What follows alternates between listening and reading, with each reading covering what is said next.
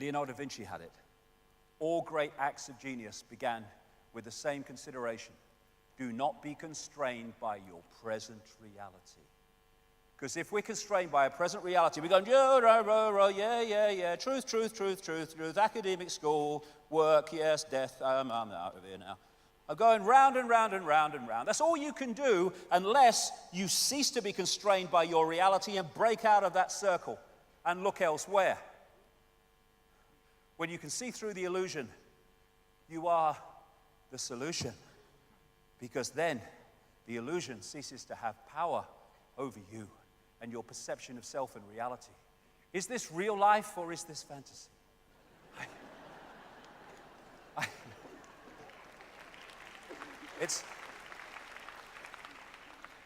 It is fantasy because it's all an illusion on a scale that we would beg a belief if we didn't see the evidence to back it up. But this is crucial. I'm going to be talking as the day goes on about how this world's manipulated and to what end. Deep, deep, deep in the rabbit hole. And when I started on this journey, it was a very lonely place. There were very few people walking on it anywhere in the world. Long time ago, 25 years. And there are now very large numbers of people. Fantastic, great, wonderful. Putting this information out about the manipulation, but on certain levels.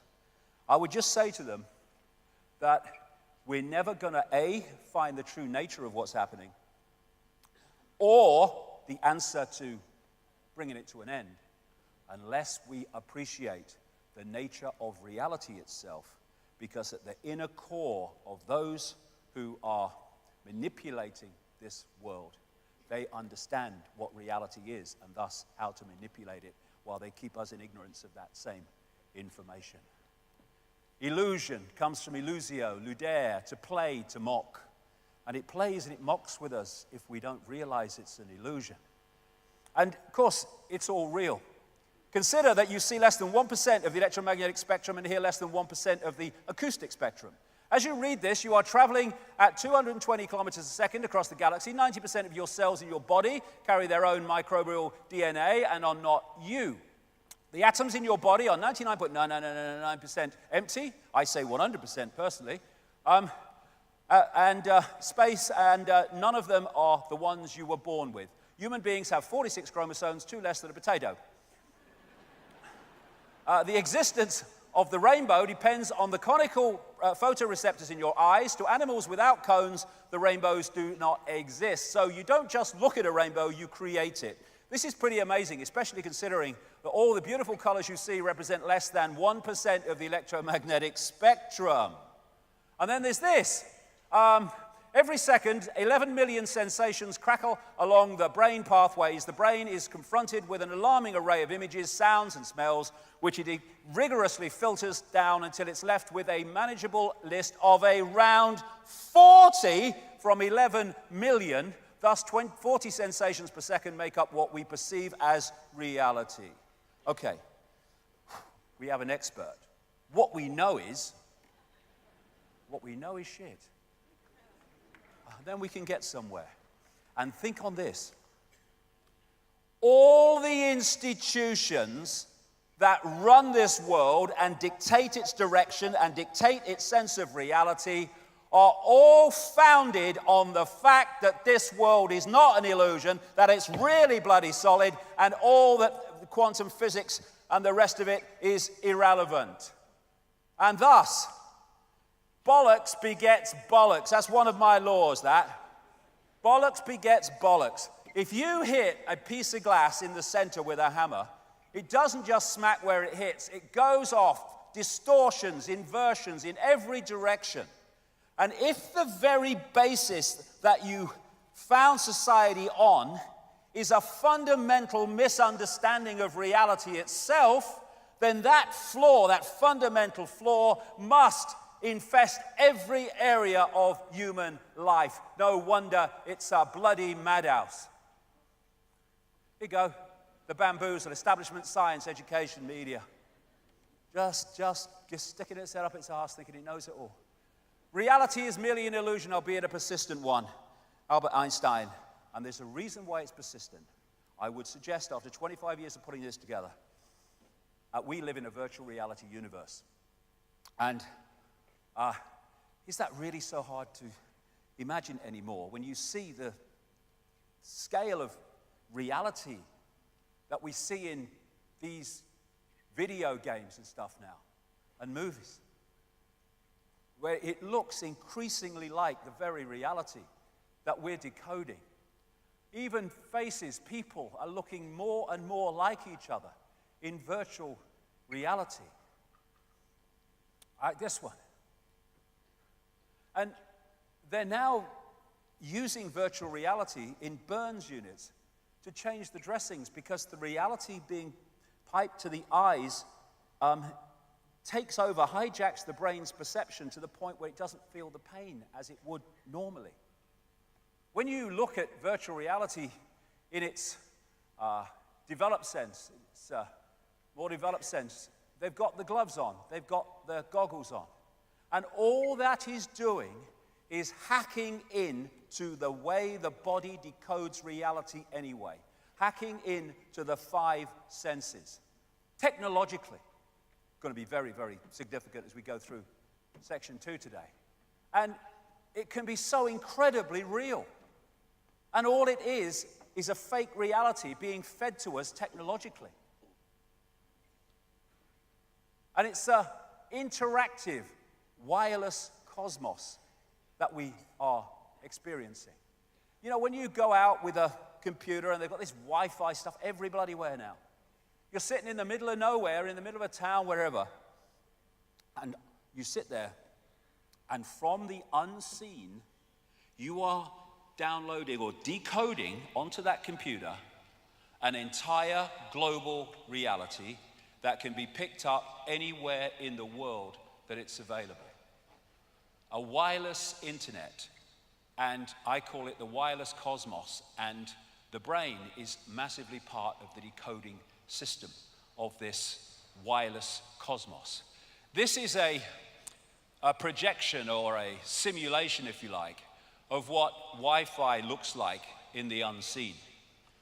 And it's just information in an energetic form. And the computer tunes into that, decodes it onto the screen as the internet. We do not have empty space between us. We have energy. We have electromagnetic energy. And we have, in that energy, information. And from that, what I call the biological computer decodes that information into a sense of reality that we think is solid, but simply cannot be. I'll go deeper into this as we go through here. The base form of our reality is waveform, energetic waveform, which can carry extraordinary amounts of information. I call it the metaphysical universe. It's the universe from which this one that we see, or think we do, comes. So, you have the information field, the cosmic internet, if you like, and we decode it through from that, through the digital, I'll get into all this as we go along, through to what is an illusion of physicality called holographic. I'll come to that quite shortly. And now we have mainstream scientists saying this reality could be just a hologram, exactly what it is. And the most dense of things, rocks, mountains, however kind of they may be indestructible, they are at their base form an energetic information field.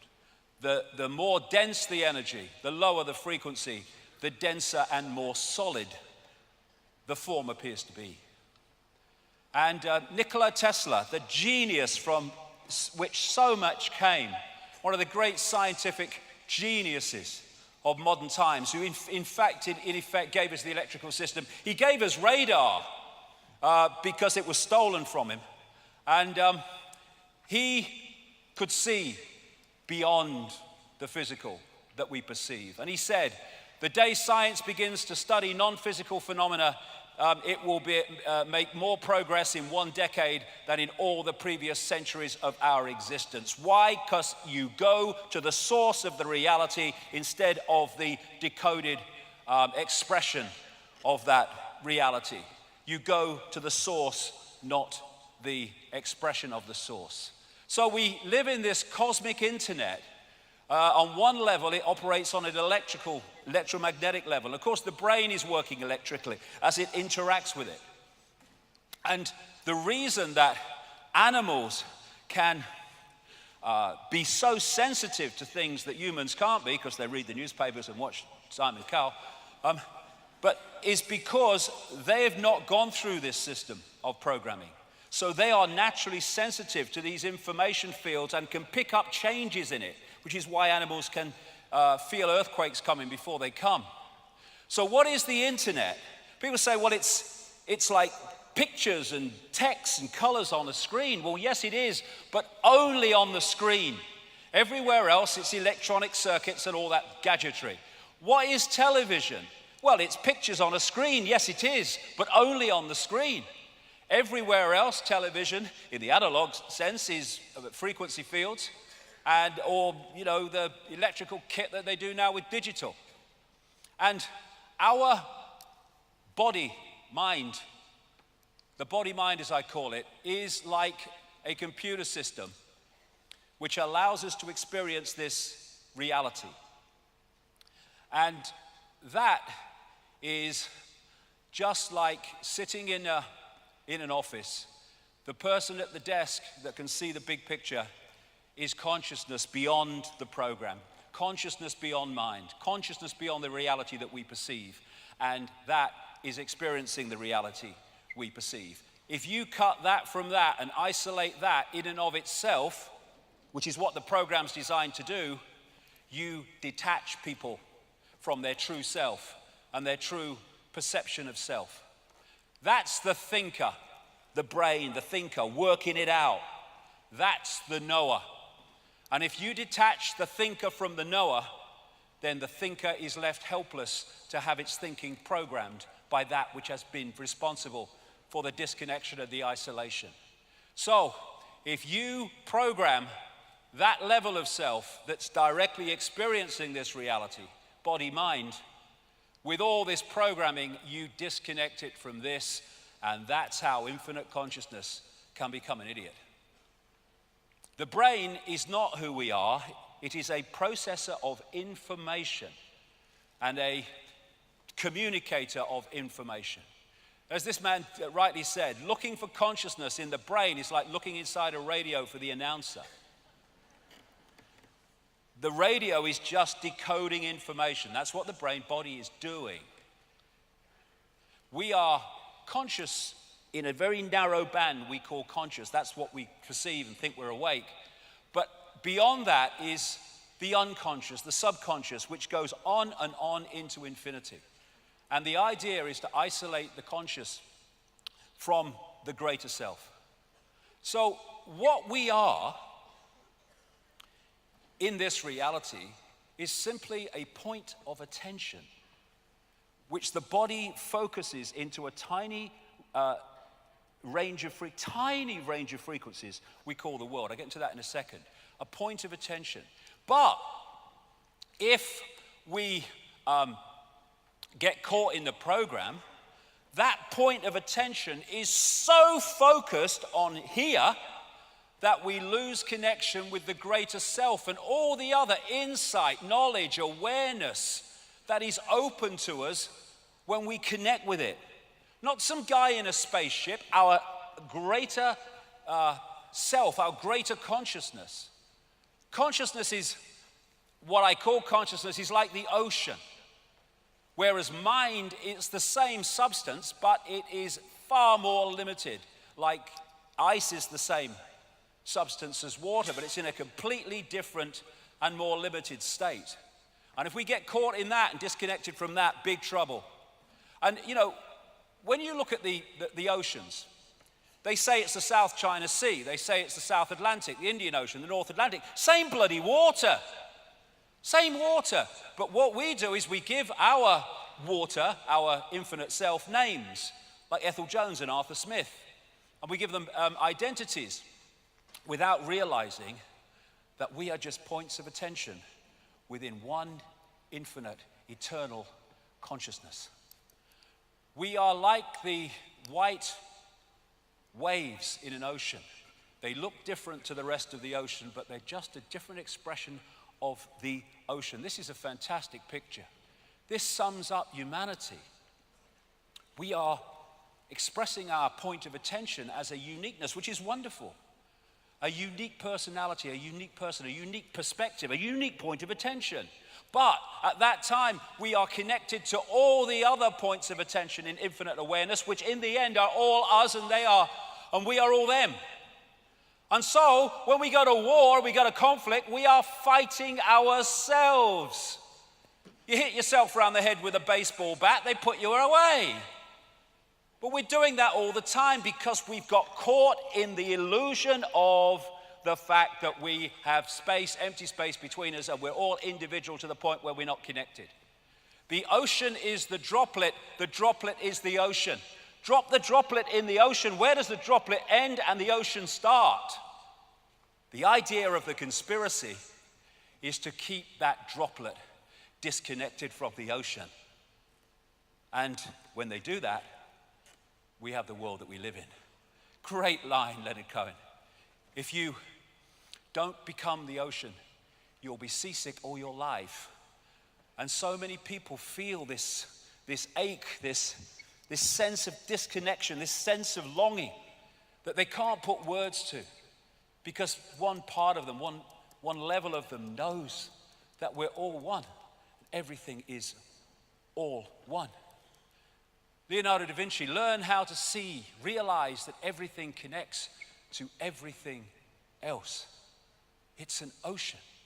We are a point of attention, but we are the ocean. My God, that's what we are. We're the freaking ocean of infinite consciousness. What a job they've done to persuade us we're Ethel from the store.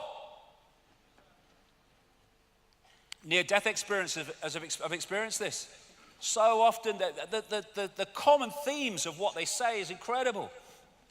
How they leave the body and suddenly past, present, and future are all happening at the same time, in the same moment. How they have multiple levels of awareness at the same time. In the body, they had one level of awareness, because the body focuses us in these frequencies, locks us in like a computer. From one of my books, the fear of death comes from the ignorance of life. There is no death. There's just a removal from the vehicle into consciousness, in awareness of itself again. But you get people frightened of death, and they'll give their power away to doctors and chemo freaking therapy and all of it, because they want to stay alive because they fear death. There is no death. There's just a change of point of attention. That's all it is. Point of attention, point of attention. I'm terrified. If people say to me, "Don't you frighten, they'll kill you." Well, so they kill me, all right? I leave the body, and I go, "Oh, God, I'm terrified. Oh, my goodness, it's such a nightmare becoming all that is, has been, and ever can be, in full awareness of itself."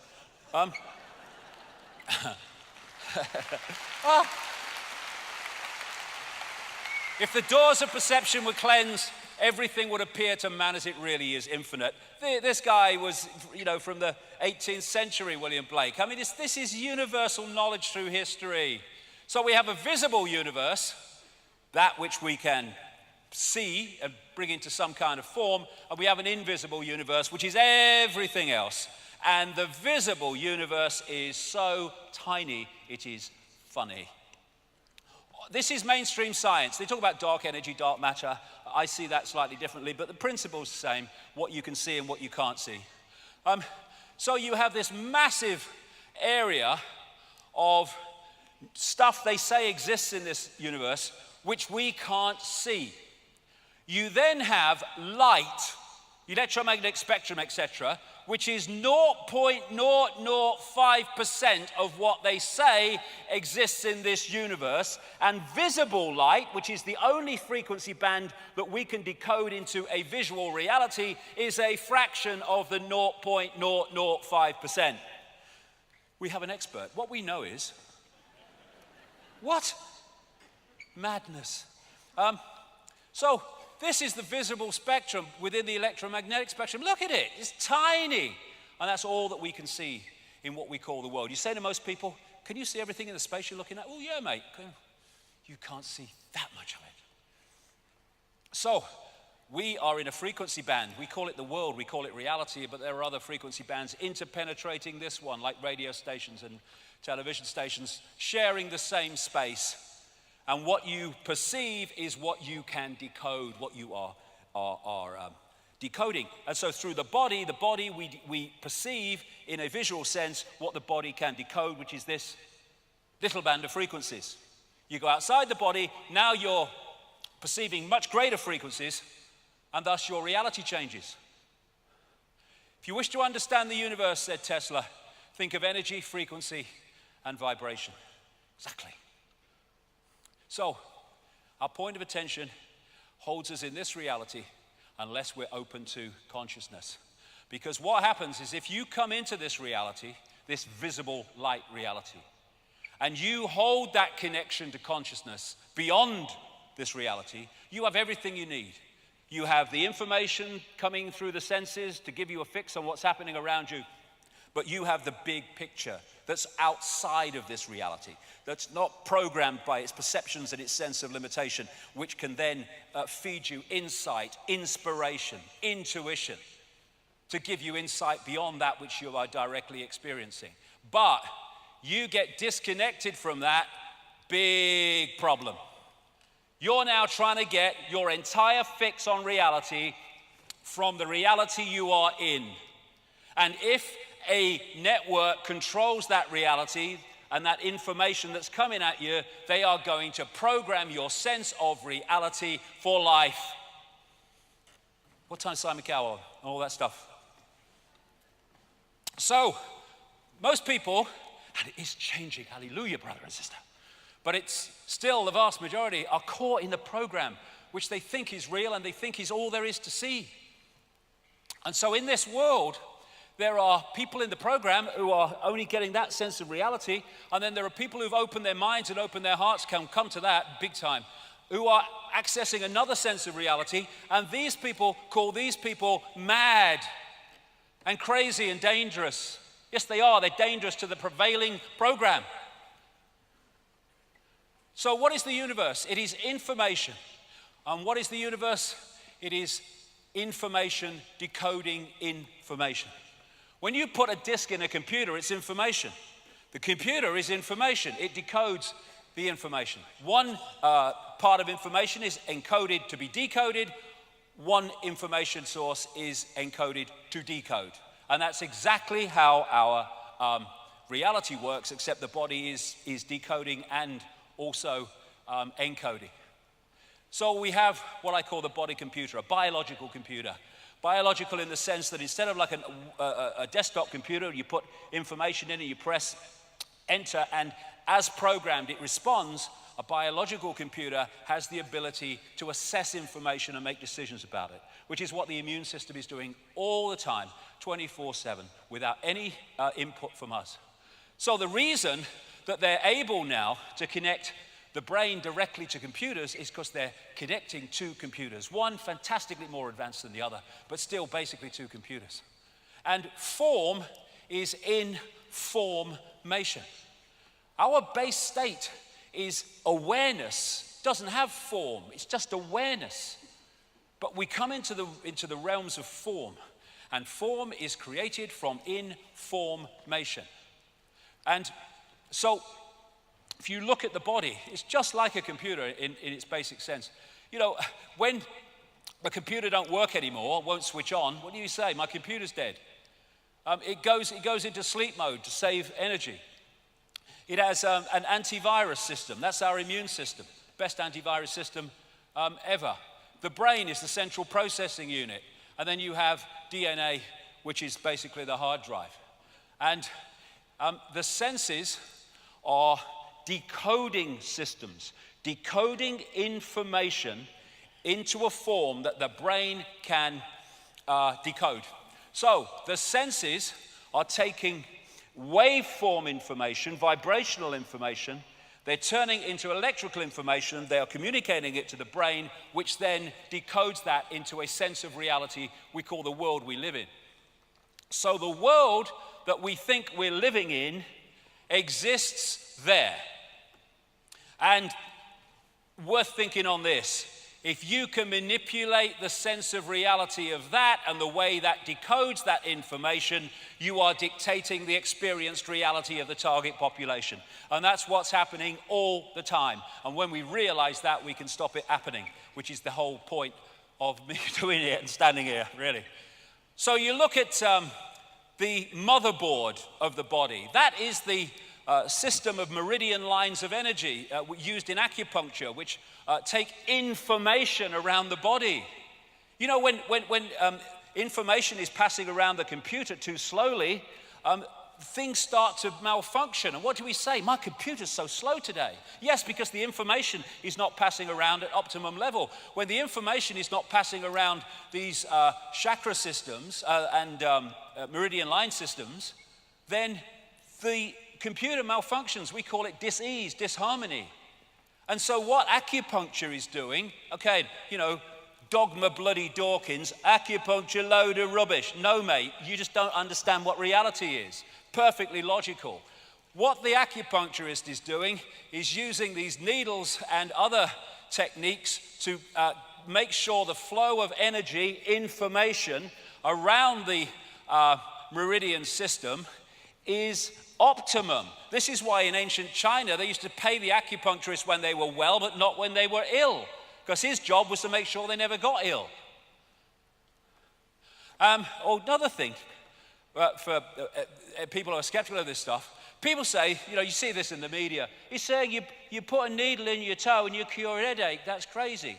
Well, it's not crazy, it's perfectly logical. If the problem with the head is that one of these meridian lines of information is blocked in the toe that goes through the head, then it's no good putting it in the head if the blockage is not in the head. You put it in the toe, and that clears the meridian, which takes away the pain from the head. It's very simple. The brain is dark but sees light. How is that possible? How can my brain be totally dark and I see this light? Because that light, in its prime form, like everything else, is just an information source. And I'm decoding that information source in here into the visual reality of light, because that's what the information contains. Thus, that's what it manifests when I decode it.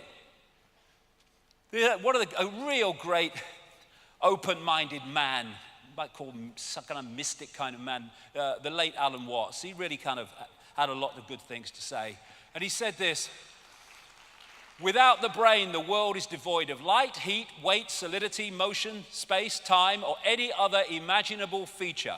All these phenomena are interactions of transactions of vibrations with a certain arrangement of neurons. We have an expert. What we know is. So, this is right. There is no spoon. It's not the spoon that bends, it is only yourself. Because that spoon only exists in that form when you decode it from energetic information. People say it can't be done. I've seen it done. People walking across fantastically hot coals that should burn their feet off. But it doesn't. Why?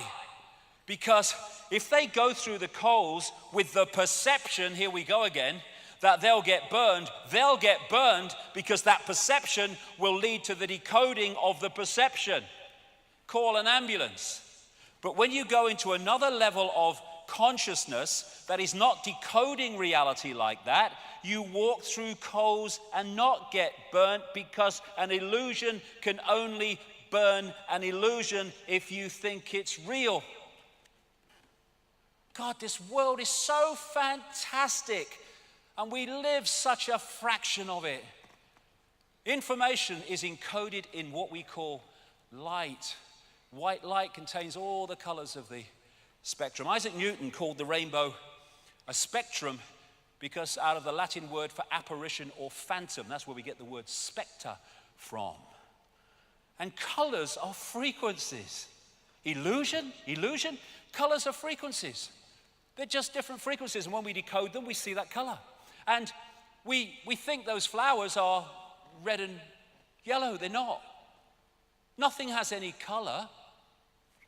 The color is decided in our perception of it by whether it reflects certain frequencies or whether it absorbs certain frequencies. We're only seeing light that reflects. Thus, we're only seeing that color which is reflected by the object. Therefore, it seems to be that color. This is the scale of the illusion that we think is real. And even, some of these various things that you come across in science, hydrogen and carbon and nitrogen, you break them down on one level and they look like barcodes, because this is a virtual reality universe. And light radiation is information, and the frequency or wavelength vibration is its delivery system. The information dictates the frequency. So, I'm delivering information. I love you, and I mean it. That's the frequency. I hate you, and I mean it. That's the frequency. And thus, the information is being delivered, and as it's being delivered, it travels through light on a particular frequency relating to its nature. And so, the more hate we put out into the world, the more hateful world we have as we interact with the virtual reality universe, because we post information and we receive information. And this is why music, vibration, has such an impact upon us. Oh, God, I'm hoping in my heart sings to that music. Oh, shut that bloody stuff off, it's horrible. It depends whether we're syncing with the frequency or whether we're not. This is why chants are so used and dance, which creates vibration, by Native Americans and people of the East and others, because they understand that you can impact upon reality by impacting upon the frequency of the space that you're dealing with. And this is really, I think, one of those whoa moments. As the frequency increases, the amount of energy carried by the wave also increases in proportion to the frequency. So, when you open your mind and open your heart, your frequency goes up. Provable fact, measurable.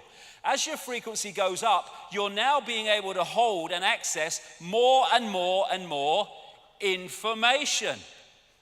And thus you become more aware, more knowledgeable, more insightful, more intuitive. And what the system wants is to push us down the other way, so we watch Simon Cowell. So what we're doing is decoding information into this reality.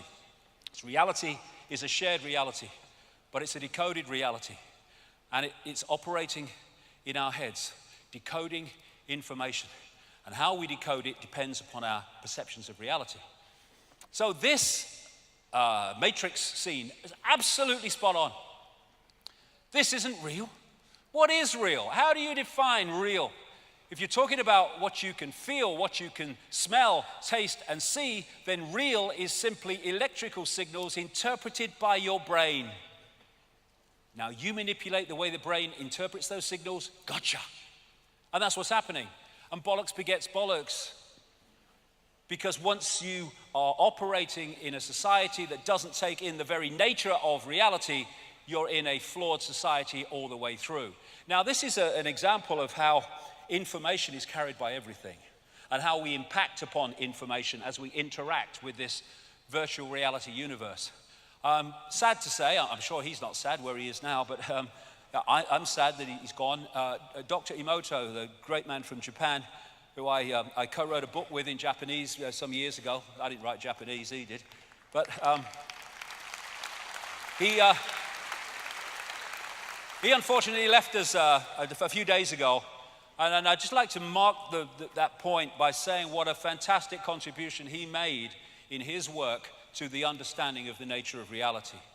Because what he did was he took water, put it into little containers, and he would apply to that water sounds or words, and then he would freeze it very quickly. I've been to his place in Tokyo where he did it, and then he would photograph the water crystals in that water. And the difference in the crystals corresponding with what the water came into contact with is absolutely fantastic. This water had love and thanks written on the side of it. Beautiful. Geometrically beautiful. Harmony, natural order. This had hate, I want to kill you, on it. Look at it. And people say, well, how does that work whether you put words on water and that happens? Simple. The words written are merely the holographic expression of waveform information. So those words are vibrating to a certain frequency. We see them holographically, but they're vibrating to a certain frequency. And that frequency impacts itself upon the water, and when you freeze it and photograph it, you see the impact. I'm speaking now. People think I'm speaking words. I'm not really speaking words. I am creating information fields with my vocal cords, and between me and you, there is no words. The words only come when you decode the information field that I'm sending out, and vice versa when you speak to me, when anyone speaks to anybody. It's all frequency. And so, love and appreciation. You make me sick, I want to kill you.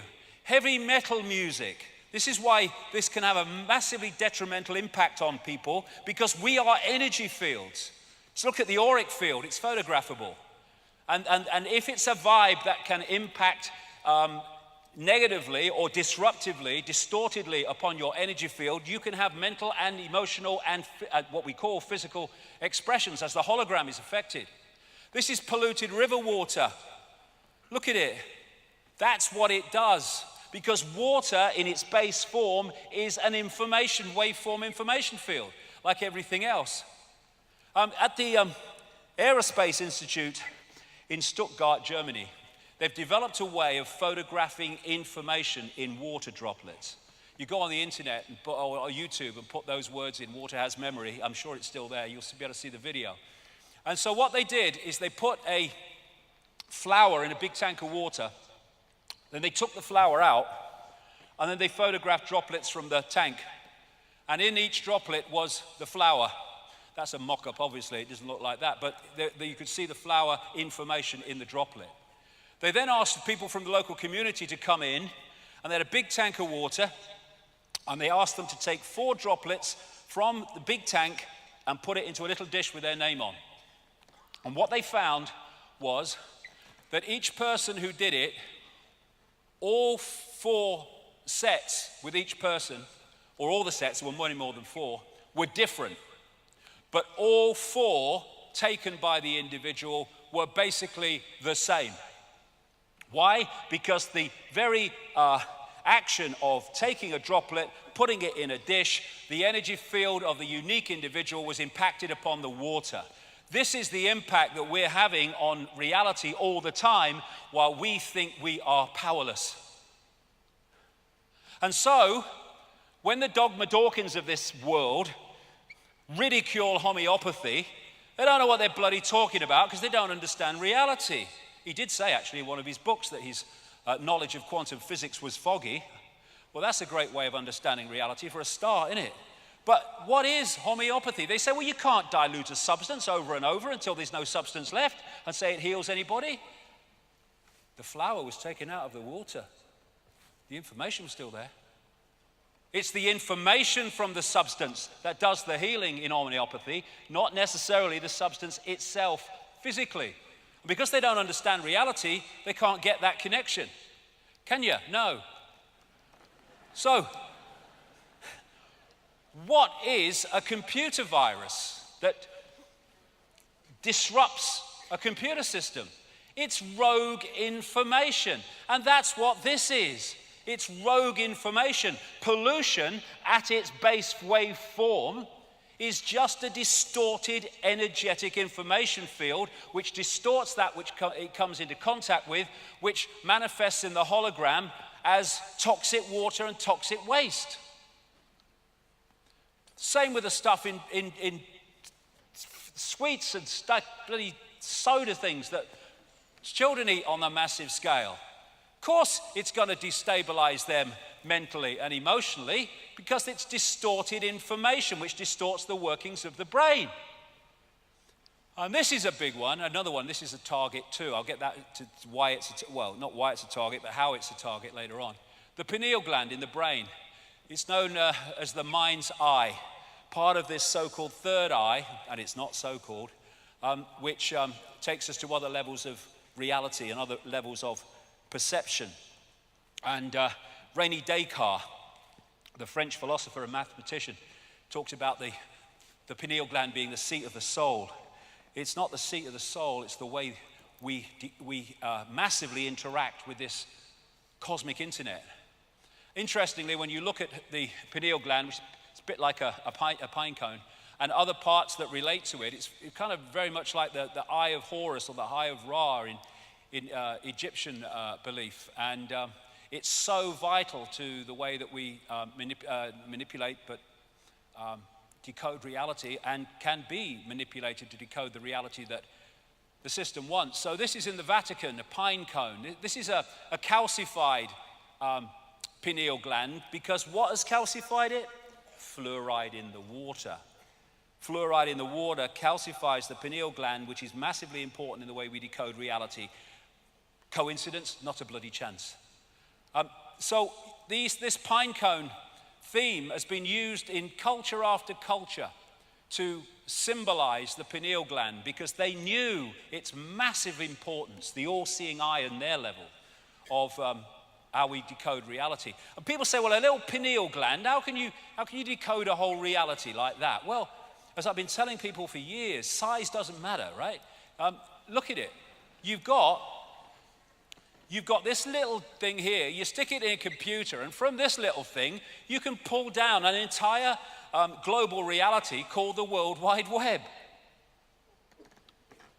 And the pineal gland has the same rods and cones found in the eyes are found in the pineal gland, because it is part of this other level of sight. And we think that what's happening is the world is coming this way. It's not. It's not. The world is going that way. We are decoding information, and the projection of what we perceive to be our reality is coming from within us, the other way around. So when we have this universal kind of belief through the ages, where people say, everything is within you, the world is within you. Yes, it is. And the world that we experience is dictated by the world that's within us, our perceptions, our attitudes, our belief systems. This is Anita Mojani, wrote a book called Dying to Be Me, all about near-death experiences. And she said, I believe that the greatest truths of the universe, she had a near-death experience, don't lie outside in the study of the stars and the planets. They lie deep within us in the magnificence of our heart, mind, and soul. Until we understand what is within, we can't understand what is without. Because what is without is a projection of what is within. And manipulating what is within to manipulate what we experience apparently without is the whole basis of the conspiracy. So we can decode reality and it can be beautiful. Or we can decode reality and it can be war and conflict. It's our choice based on our perception. And the pineal gland is crystalline. Everything that is involved in this decoding system seems to be crystalline because, of course, crystals are involved in the decoding transmission systems. The membrane of every cell, and we have trillions and trillions of them, tens of trillions of them, is a liquid crystal. And so we are taking reality out of the cosmic internet, which is all around us all the time, just like the wireless internet. DNA is crystalline, and it is a receiver, transmitter of information. Here we go. It's not just the pineal gland. It's not just the brain. This is from an article about DNA. From the characteristic form of this giant molecule, a wound double helix, the DNA represents an ideal electromagnetic antenna. Electromagnetic antenna, exactly what it's decoding. On one hand, it is elongated and thus a blade which can take up very well electrical pulses. On the other hand, seen from above, it has the form of a ring and thus is a very magnetical antenna. And from an article in the San Francisco Chronicle, DNA is a universal software code. From bacteria to humans, the basic instructions for life are written with the same language. It's a software code because we are interacting with a virtual reality universe. And this is DNA, A, G, C, and T. How these substances, these codes, shall we call them, are in relation to each other decides if you're a human or a virus. And now they're actually creating synthetic cells using computers because it's a virtual reality universe. So human is a software program. It's a means of experiencing a particular kind of experience within a particular kind of reality. Men and women, it's a software program. What we are is infinite awareness. All that is, has been, and ever can be. We are men, we are women, we are everything in between. We are everything that exists. It's just a point of attention. And the nature of the vehicle focuses the point of attention. I am a man, I am a woman, I am black, I am white. This is why racism is so freaking insane. Insane.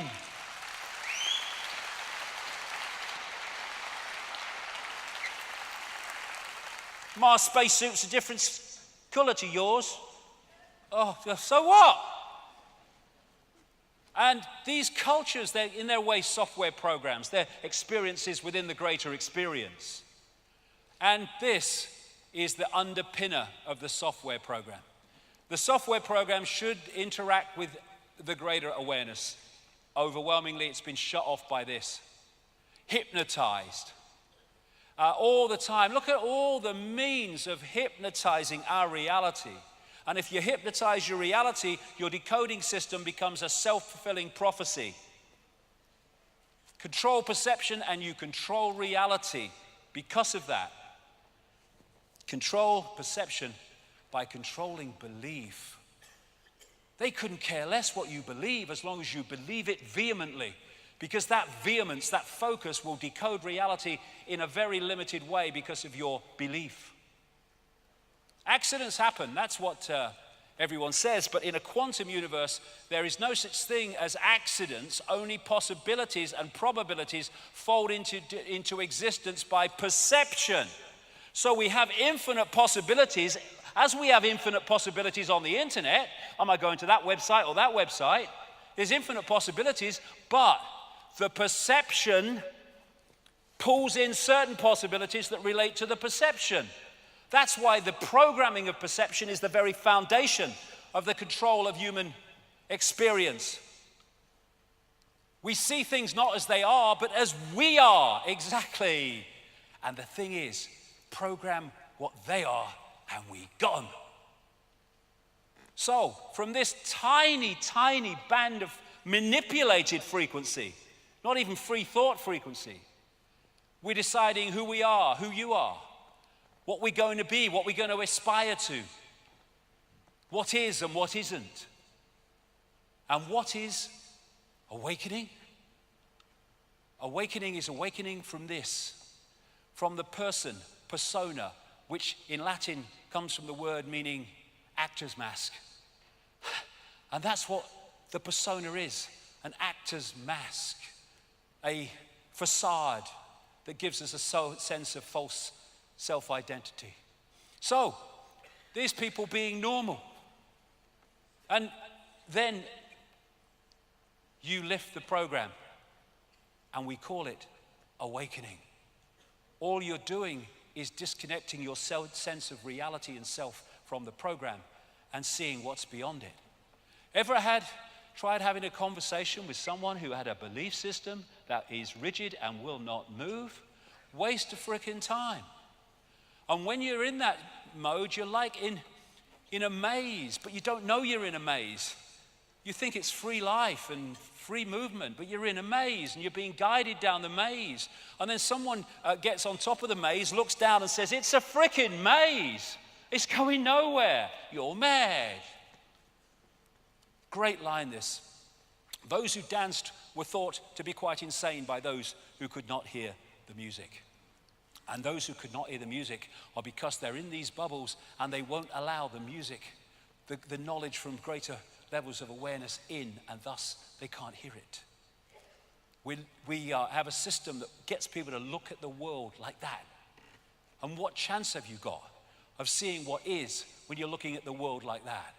Focused on one tiny area of frequency. And all this, this is all us, untapped because of the focus. Thank you. The eyes are useless when the mind is blind. Why? Because the mind is, through its perception, dictating reality. We are all one.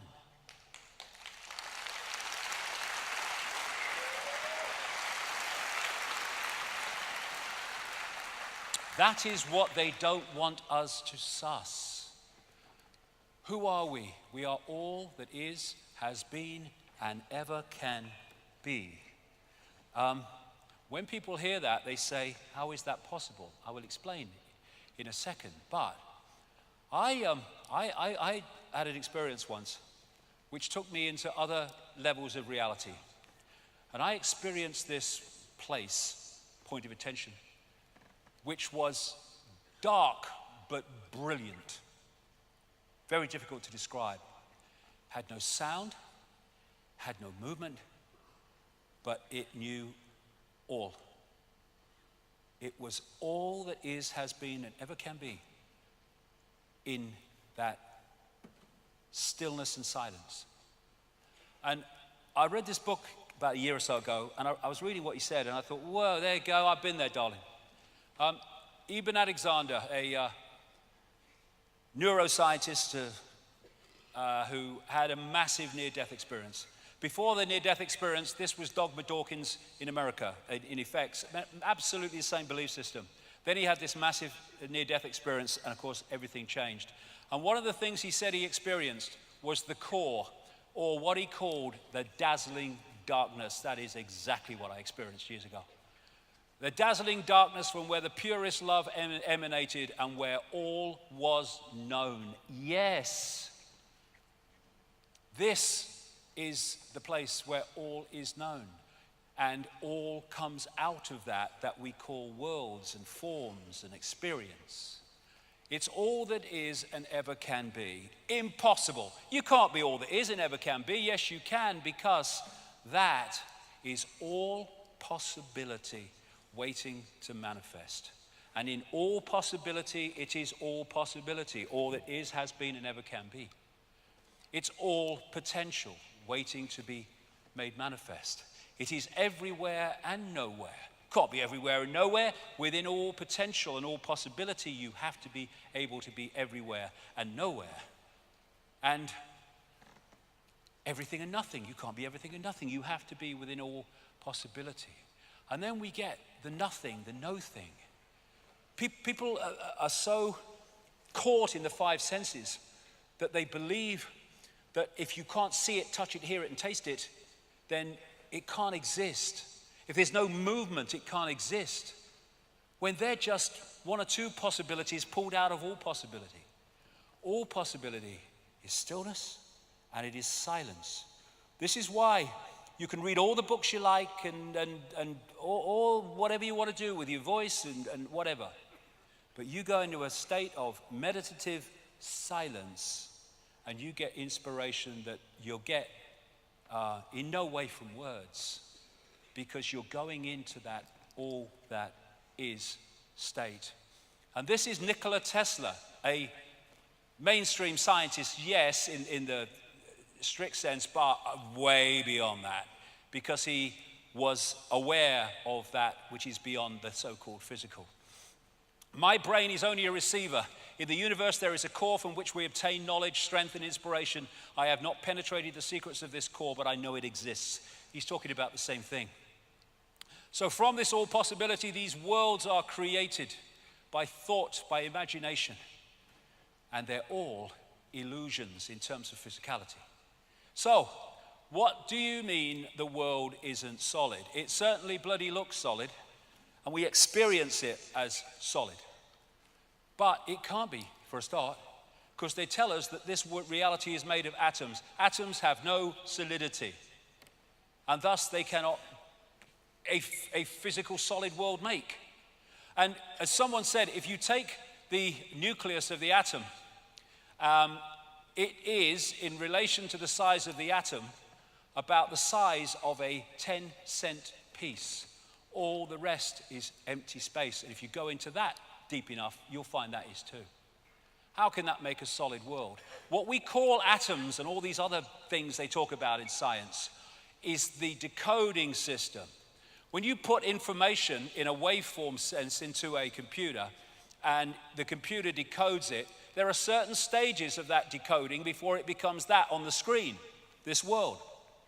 And science is so focused on the twigs and can't see the forest that it takes every twig in isolation. It doesn't realize it's part of one seamless decoding system. And so we are decoding from the waveform through the digital, I'll get to the digital in a minute, through to the holographic, illusory, physical. All these different levels, molecular and atomic and holographic as it is, and they're all different expressions of the decoding of this world. The world is a hologram. Everything that we see is form, is a hologram. There's more to know even about that, but let's keep it at that level for now. And holograms are like, of the ones you buy in the shops, what they do is they get a laser, and the part of the laser goes off. It's a photographic print. Another part of the laser, in waveform, photographs the object, and then hits the part of the laser that came straight onto the film. And that collision creates what they call an interference pattern. What is an interference pattern in a hologram? It's waveform information. Looks like a fingerprint. I don't think it's an accident either. And then, well, what is it? It's just waveform. But then you fire a laser at it, and amazing things happen. And what you are looking at is basically the same principle as dropping two stones in a pond, and they start a wave reaction. And as those waves collide, what you're looking at is a waveform portrayal, expression of where the stones fell, how fast they fell, how heavy they were. It's an information field if you know how to read it. And so what happens with the holographic waveform information is when it's read, it becomes an apparently three-dimensional object. These are all holograms that we're seeing here from these waveform information patterns. And some of them, the best of them, can look as solid as you and me. This lady is a hologram projected from somewhere else. These are all holograms. He's been projected from somewhere else. Les Dawson did a whole bloody program, you might have seen it, the British comedian. Even though he's no longer with us, great man as he was, he did a whole program as a hologram. This lady isn't standing there, but appears to be. And so what we're doing is taking this waveform information, that the cosmic internet, and turning it into a holographic reality. And now, mainstream science is starting to see that this is something they need to explore. You are a hologram projected from the edge of the universe. New Scientist, one of the main scientist magazines in Britain. Scientific American, are you a hologram? Quantum physics says the entire universe might be.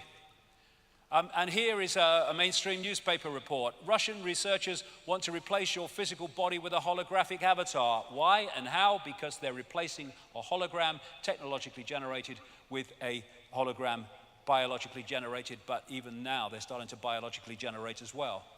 And the wonderful, amazing characteristics of a hologram, which explains so many mysteries, is that every part of a hologram is a smaller version of the whole. So when you get one of those holographic prints of a picture in waveform, and you cut it into 4, and you fire the laser at each one, you don't get a quarter of the picture, you get a quarter-size version of the whole picture. Every part of the hologram is a smaller version of the whole. And that's why you see the human energy field is a smaller version of the planetary energy field. This is where as above, so below comes from. And then you have reflexology and acupuncture and all these things that can find points on the ear and the body and the foot, all over the body, that correspond with other parts of the body. It's because they are holographic and therefore smaller versions of the whole. You might have seen people who've photographed things with their hands, when they've in various experiments that have been done. When I say photograph things, they've seen things with their hand. They've not seen them as clearly as with their eyes, but they've seen them. Now that is possible, although science says impossible. It's possible because there are sight senses in the hand, because it's a hologram, therefore all the senses are in the hand, just not as sharp as the main sense, in this case eyes. The palm reading is all part of the hologram because the whole body is in the hand. And this is why the brain cells and the universe mirror each other. So there are scientists over the years who have said that this reality as we experience it only exists when we observe it. I would take that a stage further and say we only see it in this form when we decode it. And the act of observation is the act of decoding.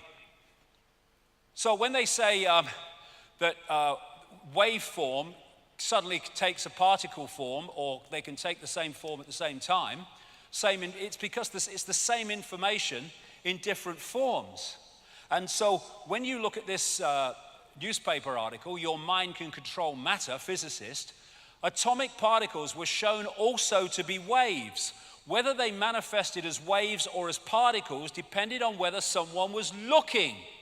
Observation influenced the physical reality of particles. In more technical language, observation collapsed the wave function. It decoded the wave function into holographic reality. So when we are not looking at this reality, we're not decoding it, it's just a waveform information field. Same with us. So that's the base form of the body. It is an information field. We decode the body through into this as well. And if you can manipulate the way we decode reality, you can manipulate what we perceive. This is an example I've given many times, but I use it every time because it is so brilliant to explain what I'm trying to say here. There was a guy called Michael Tolbert. He wrote a brilliant book called The Holographic Universe about the scientific evidence for the holographic nature of what we call physical reality. And he told the story in that book of how he had a friend, his father rather, who had a party at his home, and he got a stage hypnotist along to do party tricks. And he got this guy called Tom, and he took him through the various things, and then towards the end he said, Tom, when I bring you back to a waking state, you're not going to be able to see your daughter in the room. So at that point he brings the daughter and stands her right in front of Tom. And Tom, the father's looking in her belly. So he brings him back to a waking state, apparently, and he said, Tom, can you see your daughter? Tom's looking around, can't see him. So everyone else in the room could see the daughter. He can't see the daughter. So the hypnotist went round her back, and the small of her back, he held something. He said, Tom, can you see what I'm holding? He said, well, you're holding a watch. Daughter's between him and the watch. He said, there's something on the watch, Tom, can you read it? He leaned forward, he read an inscription on the watch. Now, Dogma Dawkins and everyone else in the mainstream would say that's impossible, perfectly bloody logical. Because the base form of the daughter, like the base form of all of us, is a waveform information field. And if you don't decode that into the holographic reality, your holographic five senses can't see it because it's not in its reality. And so what had happened is the hypnotist had put, if you like firewalls in the decoding system, and the decoding system would not decode the energy field of the daughter. Everything else in the room, yeah, not the daughter. Everyone else could see her because they'd not been through that process. So the only way that he could see his daughter is when that firewall was unlocked and suddenly he's decoding her. Oh, there she is. Now imagine you know all this in great detail and you want to manipulate the global population. What power that gives you. And look at how the same information is there wherever you look with people with an open mind. Tesla, my brain is only a receiver. Central American shaman, we are perceivers, we are awareness, we are not objects, we have no solidity. We are boundless. We, or rather our reason, forget this, and thus we entrap the totality of ourselves in a vicious circle from which we rarely emerge in our lifetime. And the whole focus of the system is make sure we don't emerge. Who creates the universe that we see? We do. And thus, if we change our perceptions, we can change what we decode into a reality, and we can change society. We're not going to do it by stockpiling weapons. We're not even going to do it by mass protests. We're going to be doing it by creating a different reality, by coming from a different perception of what reality is. All that we see or seem is just a dream within a dream. And because everything is one, the dream is the dreamer, and the dreamer is the dream. They're both expressions of each other. And this is a massive way that this is manipulated, the right and left side of the brain. This is mainstream science here. This is not, where I'm coming from alone. Left side of the brain is structure. It's language. It's numbers. It's hierarchy. It's the world that we see. Right side of the brain is inspiration, intuition, creativity. It's the musician. It's the artist. It's the creative in anything. And this is Mercedes-Benz in an advert that was actually emphasizing these two very different functions of different sides of the brain. And what the system does, because it knows that this is where creativity is, this is what connects the dots. Because this sees the tapestry, this sees the strands. If they keep you in the left brain, it's all dots. You get in the right brain, the dots are a picture. That's why they don't want us to connect the dots. That's why they don't want us in the right side of the brain. And so they put the soldiers on the gate of the left side of the brain to stop the right side getting in and having an influence. And what is that? It's doctors, it's journalists. And I'm not saying they know what they're doing this. They don't. They've gone through the system as well. It's scientists, academics in all their forms, and all the rest of it. And if you look at exams in education, what we call education, it's all left side of the brain information, and all the time cutbacks in the arts and things that would open the right side of the brain. I've never made one of my discoveries, said Einstein, through the process of rational thinking.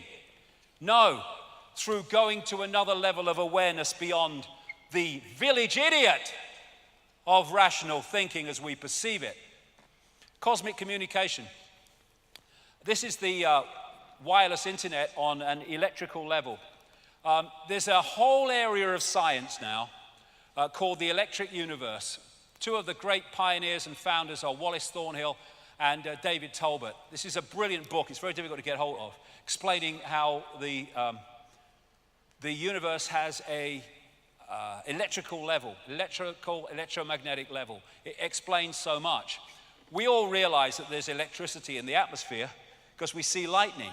What we don't realize is when something's lightning in the lower atmosphere, there's other electrical things going on right out into the cosmos because it's an electrical system. This is a news story. High-speed solar winds increase lightning strikes on Earth. Scientists have discovered new evidence to suggest that lightning on Earth is triggered not only by cosmic rays from space, but also by energetic particles from the sun. There is an electromagnetic field which connects everything. Electrical tornadoes, they are fast-rotating electromagnetic fields. The northern lights, the aurora borealis, electrical light show. Electrical comets as they interact with the electrical level of the universe. Electrical galaxy, the spinning of the galaxy. And Nikola Tesla said this: all peoples everywhere should have free energy sources. Electric power is everywhere present in unlimited quantities and can drive the world's machinery without the need for coal, oil, and gas. And he knew that.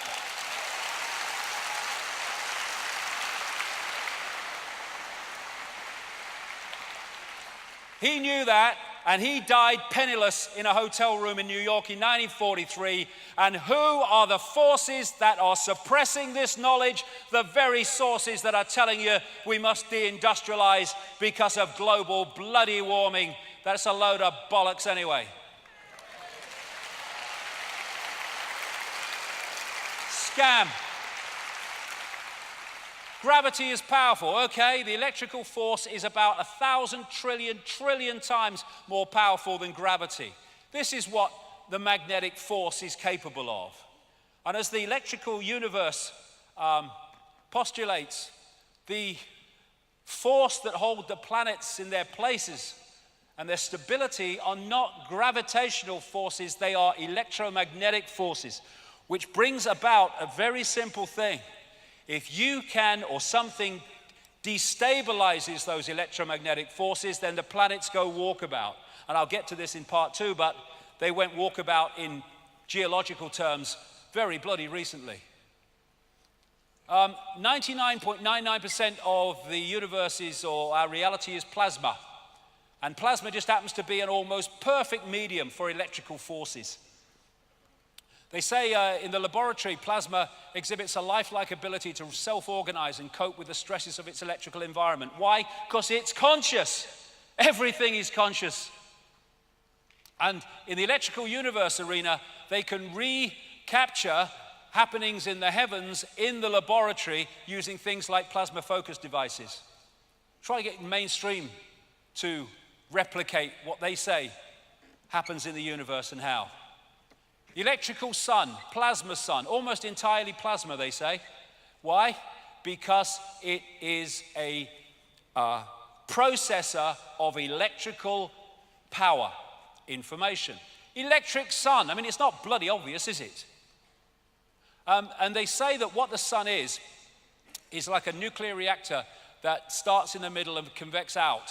Well, they say there's a radiative zone. Well, apparently there's very little evidence, if any, for that. And the convective zone they've found is about 1% of it needs to be to do what they say it does. What the electrical universe position says, with tremendous evidence, is that actually it's coming the other way. It's not coming out from the sun, it's coming into the sun, being processed, and then going out from the sun in another form. In ultraviolet light, you have what they call a torus, or like a donut around the sun, well out, and it is a collector of electrical power. And what happens is, as that electrical power builds up and builds up, just like lightning is a release of too much electricity in the atmosphere, so there are massive releases of electrical power from this torus, and they head for the sun, and they bang into the sun, create massive holes that we call sunspots. According to the electric universe, sunspots are not going that way and banging outwards, they're coming this way and banging outwards. And here's another kind of thing that supports where the power is really coming from. On the surface of the sun, it's about 5,000 degrees Kelvin, that heat measurement called Kelvin. And in the upper levels of the sun, way out from the surface, it's 200 million degrees. That's the sunspots. And so you have cycles when this electrical power is very, very powerful, and when it's less powerful. And that is what creates the sun cycle, when there's more power coming from the sun and then there's less power. Another great thing that explains another thing is when plasma has a electrical force or electrical state of a certain kind, and it meets plasma with an electrical state of another kind, the plasma automatically creates a barrier between the two. They're called Langmuir sheaths, after Irving Langmuir, who discovered them. And that's why we have these energy fields around planets. And we, in our electromagnetic level, and the planets are interacting with this electrical force, which is delivering, again, information within the cosmic internet. And again, you've got the brain cell and the universe. So this starts to explain this. Astrology. What we call planets and stars are, in their base form, waveform information fields. And as they move through the greater cosmic internet, they are impacting upon it in terms of changed information. They're changing its nature. And when these planets move into certain situations in relation to each other, the impact becomes even greater. And so where the planets are dictates the nature of the energy field. And when we come into this reality, we pick up the energy field at that point in the cycle. And so we pick up a different energy field to someone else. And we interact with the energy field as we go through our life, therefore, in a different way compared with someone else who comes into the cycle at a different point. And that's what we call astrology. And in its deep scientific level, it is a science.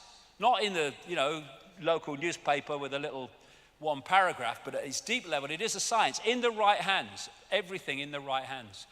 And because we live in a hologram, this is a smaller version of the universe, a smaller version of everything we perceive to be above it.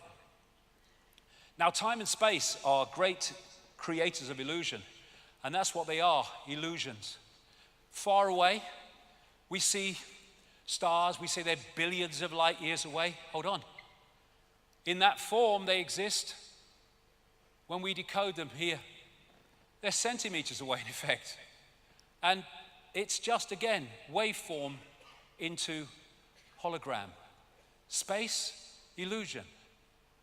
Communicating, they say, particles can communicate billions of miles apart. How? Because the billions of miles are illusion. It's one energy field reacting to itself instantly because it's one energetic field.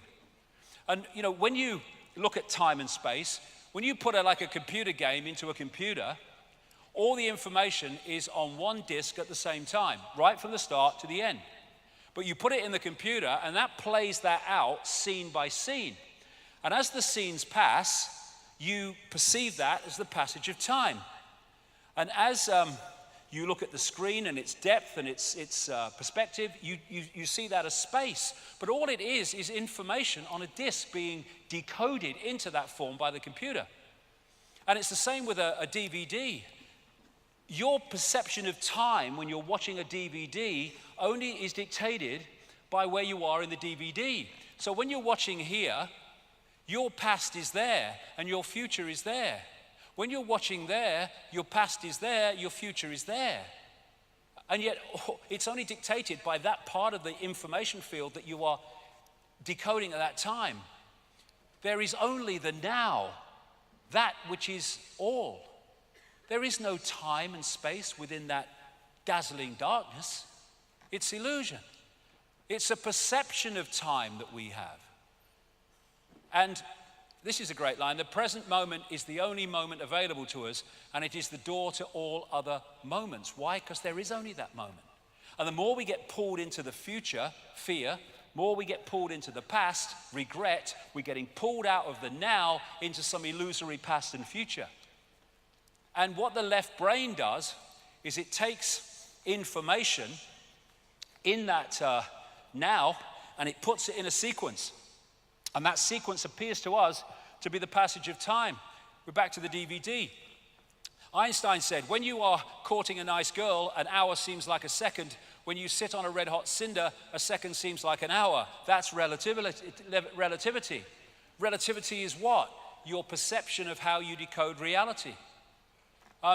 Time doesn't exist, clocks exist. Time is just an agreed upon construct. We have taken distance, one rotation of the Earth and one orbit of the Sun, and divided it up into segments, then given those segments labels. Why it has its uses, it's been programmed to live our lives by this construct as if it was real. We have confused our sharing construct with something that is tangible, and thus we have become its slave. We have a line that doesn't exist in the ocean. That's tomorrow, that's yesterday. It's not even bloody straight, look at it. And yet time controls ours. This is another newspaper article. Prison of the mind. Prisoners could serve 1,000-year sentence in 8 hours. Future biotechnology could be used to trick a prisoner's mind into thinking they've served a 1,000-year sentence, a group of scientists have said. Why? Because it's all an illusion. University in London has done a study on time and found that when great sports people are playing, they go into another relationship with time where they decode it to be slower than the rest of us do. That's why, we see balls going across a tennis court and you think, how did he get that back? But he's not seeing it in the same speed we are. I experienced this myself when I was in sport on one occasion. And so you have these, people from the so-called past which seem to be ahead of their time, like Da Vinci and Giordano Bruno, and all those things that Da Vinci came up with 500 years before they were shown to work. And people say they were hundreds of years ahead of their time. They weren't. They weren't. They were beyond time. They were able to access that level of awareness beyond the program, thus beyond time and space, and that's where they got that knowledge. It doesn't matter if it's the Stone Age here or now. If you access that awareness, you can get that inspiration. The power of the heart, love, intuition, and intelligence. We've got this chakra system, this vortex system. This is the key one, the master one, which relates to the physical heart. And throughout history, the heart has been said to be the center of human power, and it is. The Heart Math Institute in the United States has done massive research on the true nature of the heart, both the physical heart and the energetic heart, same thing in the end. It's the body's most powerful electromagnetic field projected from the heart. The brain obeys the heart. More nerves go from the heart to the brain than go the other way. And the heart has brain cells because it is a massive form of intelligence. Thinking intelligence, innate intelligence. Knowing intelligence, thinking intelligence. Programmed intelligence, see through the program intelligence. And this is what they say. There is also new data suggesting that the heart's field is directly involved in the intuitive perception through its coupling to an energetic information field outside the bounds of time and space. And that's why you get intuition that knows far more than this thinks it knows, because you're accessing a much higher level of awareness when you come from that point. Open your heart and connect with all that is. Thinking, knowing. And that's why they want to shut the heart down through fear, through anxiety, through depression, through worry. So we don't use that access to the great forever. The research at the Heart Math Institute says that when the heart, the brain, and the central nervous system are in harmony, the person moves to a higher level of awareness. When they are not in harmony, they have a distorted resonance, incoherence as they call it, then you're not in that higher state of awareness. And this is the heart rhythm of someone in a state of appreciation. This is a heart rhythm in someone in a state of frustration. Coherence, incoherence. And look at the frickin' world. It's structured to constantly put us in states of low vibrational emotion and fear and anxiety and frustration. And in doing so, it takes us out of the true self and into the fake self. Open your heart, change the world. This is a great line from the great Bill Hicks. This is where we are right now as a whole. No one is left out of the loop. We are experiencing a reality based on a thin veneer of lies and illusions. A world where greed is our God and wisdom is a sin. Where division is key and unity is fantasy. Where the ego-driven cleverness of the mind is praised rather than the intelligence of the heart. Absolutely right.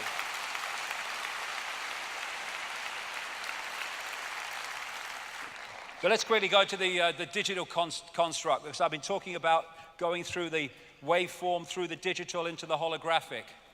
Numbers are simply expressions of states of waveform information. This is where numerology comes in. When people keep getting the same numbers recurring in their lives, God, not that number again. What's recurring is the same energy information fields. So on one level, it's a waveform. On another level, it's digital. It's numbers. This is why numbers are so important and so important in esoteric lore. And now we've kind of gone full circle. And now they are creating digital holograms, which is getting so close to what we're actually experiencing. It's unbelievable. This is, again, a mainstream article. And they look so real, digital holograms, so real that when Ford focused a digital hologram to show off a car concept model, people stopped, afraid to walk into it. They thought the holographic car was really there. That's the reality we're experiencing. That's a hologram, a digital hologram. And what they've now established is that these ACGT codes of DNA, they can be expressed as with computer language as a 1 or 0 on-off electrical charge. In other words, they cross over. And the Fibonacci sequence of numbers, where you add the number before to the next number to get the next number, 1 and 1, 2, 2 and 1, 3, 3 and 2, 5, can be found throughout nature, in the way that shells grow, the nature of the form of the human body, all these things, storms, waves on the sea, fingerprints. You find this because we're in a virtual reality universe, and one level of it is digital, so it must express itself like that. Symmetrical mathematics not only shows the nature of mathematics within our reality, it also emphasizes the holographic nature of our reality relating to those mathematics. So, given all that, is the universe a simulation? I've been saying it is for years and years and years. And here we have a mainstream article again. Physicists may have evidence that the universe is a computer simulation. How? They made a computer simulation of the universe and it looks sort of like us. And this is from the Massachusetts Institute of Technology, for anyone that thinks that, that's just kind of fantasy. This is what human science can do now. Biology is fundamentally discrete, based on a sets of nucleic and amino acids combined into genes and proteins. And computers are fundamentally discrete, based on bits of data processed by logic gates. The latter have long been used to study the former, but a range of emerging technologies are now making it possible to directly convert between these representations. Just as analog digital and digital analog converters provide the interface between computers and the physical world of sensors and actuators, biology digital and digital biology converters are allowing computers to create and control biological worlds. They're starting to be able to create biological virtual realities now, or they're on the road to it. What if there's a much greater force? I think there might be, I don't think we're at the cutting edge of knowledge in all that exists, ever has been, personally. What you could be doing in terms of creating a reality. And this is a study at the University of Bonn into whether we live in a simulation. And this is a report. They say that they may have evidence that the universe is a computer simulation. They pointed out in a paper called Constraints on the Universe as a Numerical Simulation that simply being a simulation would create its own laws of physics that would limit possibility. I said in books years ago, the laws of physics that we think are laws of physics here are not universal. They're the laws of physics in the way this reality works. That's all. They're not universal. What are the laws of physics? Click, click, enter. Whatever you bloody make them. Scientists talk about a phenomenon known as the GZK cutoff, which is an apparent boundary for cosmic ray particles caused by the interaction with cosmic background radiation. The University of Bonn paper says that this pattern of constraint mirrors what you would find with a computer simulation. They say that like a prisoner in a pitch black cell, we would not be able to see the walls of our prison. And this is right on the other side of the world. James Gates, an American theological physicist, professor of physics at the University of Maryland and director of the Center of String and Particle Theory. This was reported in Physics World. There may be evidence to show that our reality is a simulation akin to the movie The Matrix. Yes, Gates and his team of researchers discovered equations in the fabric of the universe that contain embedded computer codes of digital data. They take the form of 1 and 0 and 0, the binary system of on-off electrical charges used by computers, and he says we have no idea what they are doing there. I think I can help him. Computers and other electrical technology are embedded with mathematical sequences known as error-correcting codes or block codes, which return data to its original state if something changes or interferes with it during transmission. Gates and his team have found these sequences within the fabric of our reality, but they don't know what they are doing there. They're holding the reality in place for reasons I'll explain in part 2. And what I would say, the biggest blocking code of this reality, this fake reality, as I'll explain after lunch, the speed of light. The speed of light is not the fastest speed, it's pedestrian. How can you have a fastest speed within all possibility? It is the walls of the reality, the fake reality that we've been manipulated to decode, believing it to be real. And they've been talking for centuries and centuries about the fact that this is some kind of enclosed world, and it is. And like a prisoner in a pitch black cell, we may never be able to see the walls of our prison until we wake up. So, put this all together, and we're living a fake identity. We think we're our name, our race, our job, our income bracket, our religion, and our life story. I am whatever the system tells me I am. No, we're not. We are what we are, infinite possibility. Jim Morrison, great quote. The most important freedom is to be who you really are. You trade your reality for a role, a mask. You trade your sense for an act. You give up your ability to feel. In exchange, you put on a mask. There can't be any large-scale revolution until there is a personal revolution on an individual level. It's got to happen inside first. And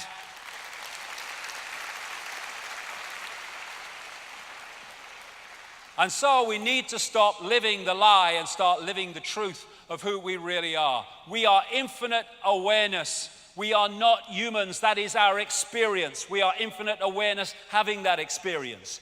Infinite possibility. And this is a wonderful quote I've used a few times, but it's so brilliant from a near-death experiencer. What they experience outside of the body. Everything from the beginning, from my birth, my ancestors, my children, my wife, everything comes together simultaneously. I saw everything about me and about everyone who was around me.